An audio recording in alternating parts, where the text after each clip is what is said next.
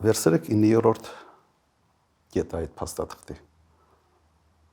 որը խոսում է անխոչնդոտ ճանապարհի մասին, եւ համեմատեք այդ կետը Վաշինգտոնում ստորագրված փաստաթղթի նմանատիպ կետի հետ։ Նույնն է։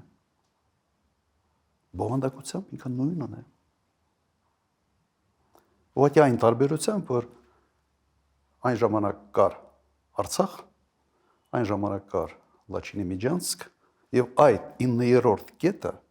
մցված էր հենց Լաչինի Միջանցքի հետ որոշակի սիմետրիա ունենալու տեսանկյունից։ Ադրբեջանի պահանջն էր։ Եվ այն ժամանակ փոխանակ կրճել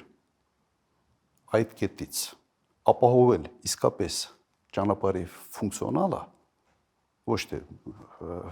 հանձնելով որպես Միջանցք, այն ժամանակ Միջանցքի տրամաբանություն չկար ընդհանրապես։ Նիկոլ Փաշինյանը հետևողականորեն հրաժարվում էր այդ կետի կատարումից։ Ուղղակի հիշեք։ Հետևողականորեն հրաժարվում էր այդ կետի կատարումից։ Եվ այդ հրաժարվելը բերեց նրան, որ Լաչինի Միջանցքը փակվեց եւ ավարտվեց ամեն ինչը Արցախի կորստով։ Սա փաստեր են։ Հիմա ինչ կատարվեց, նույնատիպ, այսպես որոշումը, նույնատիպ մոտեցումը ներկայացում է որպես